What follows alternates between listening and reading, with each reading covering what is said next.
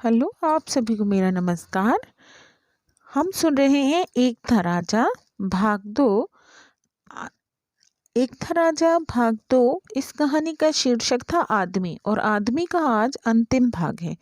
पहले भाग में हमने जाना था कि किस तरह से राजा ने मंत्री का कत्ल करवा दिया था। अब देखते हैं भाग 2 में मंत्री का पुत्र क्या पता करता है। तो चलिए शुरू करते हैं आज की कहानी। मंत्री के बेटे ने आत्मविश्वास को देख राजा ने कौतूहल के साथ उसकी प्रार्थना स्वीकार कर ली और समस्त सेवकों को आदेश दिया कि मंत्री का बेटा महीना सवा महीना जो भी आदेश थे उसका तत्काल पालन किया जाए। इस अवधि में मंत्री के बेटे की राजमहल में रहने की व्यवस्था भी हो गई। मंत्री के बेटे ने पहला आदेश दिया कि उसी आदमी को गांव से मंगवाया जाए और उसे मेरे साथ ही महीना भर राजमहल में रखा जाए। दूसरे दिन घुड़सवार गांव से उस आदमी को ले आए। मंत्री के बेटे ने देखा उस आदमी के पास पहनने के लिए कपड़े नहीं थे। उसने तत्काल आज्ञा दी, इस आदमी के लिए गर्म कपड़ों, जूतों और मोजों व दस्तानों का प्रबंध किया जाए। उसके कहने भर की देर थी कि थोड़ी देर में सब चीजों का प्रबंध हो गया। यहाँ तक कि उसके सोने के लिए भी बढ़िया पलंग और नरम व गुदगुदे बिस्तर की व्यवस्था हो गई।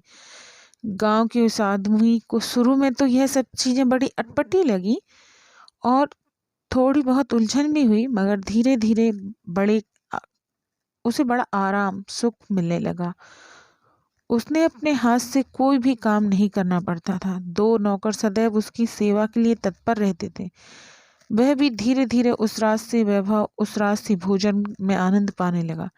दिन भर अच्छे वस्त्र पहनना, अच्छे भोजन करना और घूमने के अलावा उसे कुछ करना भी तो नहीं था। शाम को वह घूमने निकलता, उसे जरा भी पैदल ना चलना पड़ता। शाही बग्गी में वह बाहर जाता और उसी से महल लौट आता। महीने भर के अंदर वह राजसी सुख सुविधाओं का आदी हो गया। अब भोजन समाप्त करने के बाद उसे हाथ मुंह धोने के लिए गर्म पानी की आवश्यकता महसूस होने लगी। महीना खत्म होते ही मंत्री के बेटे ने राज दरबार में जाकर राजा से निवेदन किया, महाराज, महीना भर पहले मैंने आपसे कहा था कि मैं अपने स्वर्गवासी पिता की बात सही सिद्ध करके दिखाऊंगा। अब समय आ गया है कि आप यह जांच लें कि मेरे पिता की बात सही थी या नहीं। उस आदमी को मैंने गांव से बुलवा रखा है, यह वही राजमहल में है। आपसे प्रार्थना है कि आप कल सुबह उसे खुले ठंडे पानी में स्नान कर मूलियाँ खाने का आदेश दें और देखें कि वह इस बार इस पर क्या असर होता है। महाराज ने सिर हिलाते हुए मंत्री पुत्र से बोला, हम जरूर देखेंगे उस आदमी को ठंडे में नहाने और मूलियाँ खाने का क्या असर होता है। कल सुबह 4 बजे हम राजमहल के कुएं पर मौजूद होंगे। दूसरे दिन सुबह 4 बजे राजा, सभा के कुछ लोग और मंत्रीपुत्र राजमहल के कुएं पर उपस्थित हुए। राजा की आज्ञा से उस आदमी को उसके बिस्तर से उठवाकर कुएं पर बुलाया गया और आदेश दिया गया कि वह कपड़े उतार कर खुले में नहाए, उसके बाद मूलियाँ खाए। राजा ने आश्चर्य से देखा कि इस बार नहाते समय वह आदमी ठंड से कांप रहा था और उसके दांत किटकिटा रहे थे। नहाने के बाद मूली खाते ही उसको छींकें आने लगी और उसकी आंखों व नाक से पानी बहने लगा। कपड़े पहन राजमहल में अपने कमरे में जाते ही उस आदमी को ज्वर आ गया और जब 10 बजे राजवैद्य उसको देखकर राज दरबार में पहुंचे तो उन्होंने राजा से यही निवेदन किया कि उसे बुरी तरह ठंड लग गई है। कई दिनों की दवाइयाँ और परिचर्या के बाद भी वह ठीक होगा, और यदि उसका ठीक तरह से उपचार न किया गया तो यह भी संभव है कि शीत के प्रकोप से उसकी मृत्यु हो जाए। राजवैद्य की बात समाप्त होते ही मंत्रीपुत्र ने हाथ जोड़कर निवेदन किया, महाराज, अब बताइए मेरे पिता की बात सही थी या नहीं। राजा आश्चर्य में डूबे हुए थे, धीमे स्वर में बोले, हाँ मंत्रीपुत्र, यह तो सही लग रहा है। तुम्हारे स्वर्गवासी पिता ने उस समय जो कुछ कहा था वह सही था। हमने बेकार ही उनके प्राण लिए। वे सचमुच निर्दोष थे। मगर मंत्रीपुत्र, ये हमारी समझ में नहीं आ रहा है कि 1 महीने पहले तो ये आदमी को खुले ठंडे में स्नान करने में, नहाने और मूलियाँ खाने से कुछ नहीं हुआ। अब 1 महीने के अंदर वह नहाने पर एकदम बीमार कैसे हो गया।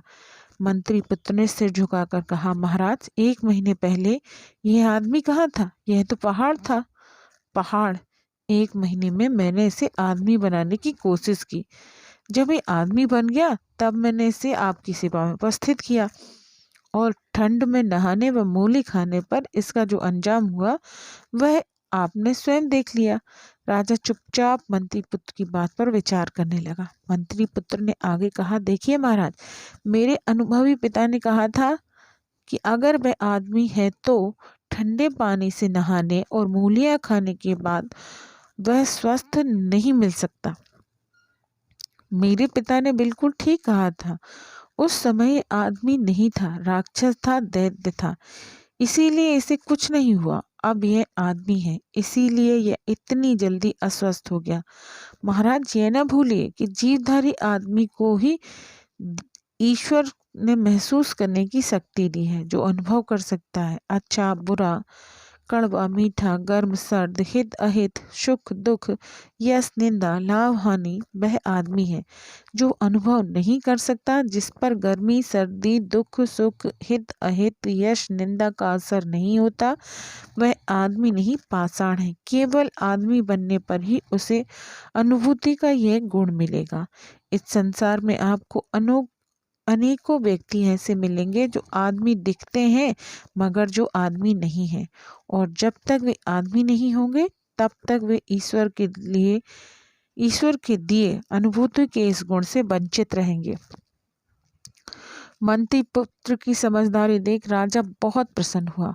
उसने उसके पढ़ने की उचित व्यवस्था की। कुछ वर्ष बाद उसकी पढ़ाई समाप्त होते ही राजा ने उसके पिता की जगह उसे मंत्री बना लिया। एक था राजा